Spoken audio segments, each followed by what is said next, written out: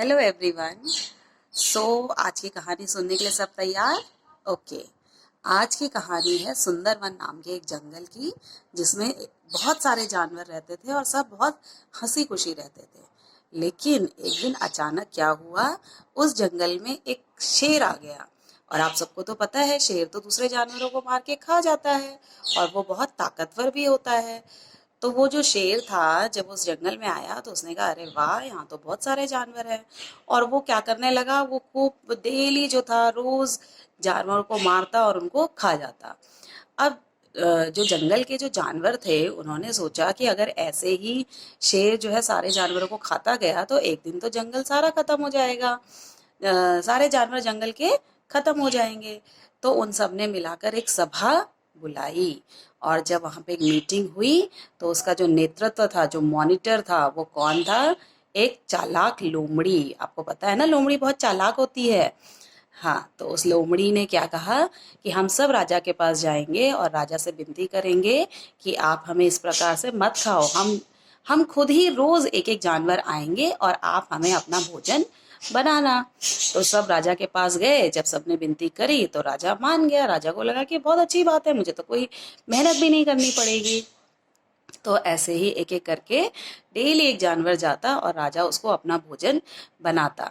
अब धीरे धीरे करके उस चालाक लोमड़ी की बारी आई। तो जिस दिन लोमड़ी की बारी थी तो लोमड़ी जो थी वो गई नहीं। और राजा राजा को बहुत जोर से भूख लग रही थी। तो शेर जो था वो भूखा भी था और उसे गुस्सा भी बहुत आ रहा था।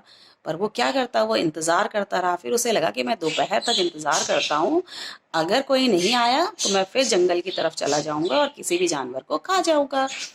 तो दोपहर में लोमड़ी जो थी वो आराम से पूरे जंगल में घूम घाम कर दोपहर में जाती है, राजा की गुफा के आगे खड़ी होती है और डरते डरते बोलती है, महाराज मैं बड़ी मुश्किल से बचकर आई हूँ। तो शेर को तो वैसे ही भूख भी लगी थी, गुस्सा भी आ रहा था। तो उसने कहा, तुम्हें इतनी देर कहाँ लगी? तो उसने कहा, महाराज मैं सुबह ही बिल्कुल सही टाइम पे चल दी थी, लेकिन जंगल में एक कुआं था, उसमें से एक शेर की दहाड़ने की आवाज आई और उस शेर ने मुझे कहा कि रुक जाओ, कहाँ जा रही हो? मैं आज तुम्हें खाकर अपनी भूख मिटाऊंगा।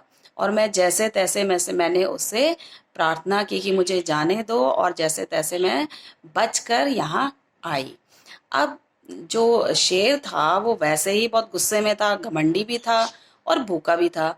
तो उसने कहा कि चलो जरा मुझे दिखाओ तो कौन है वो शेर जो दूसरा जो इस जंगल में आ गया है।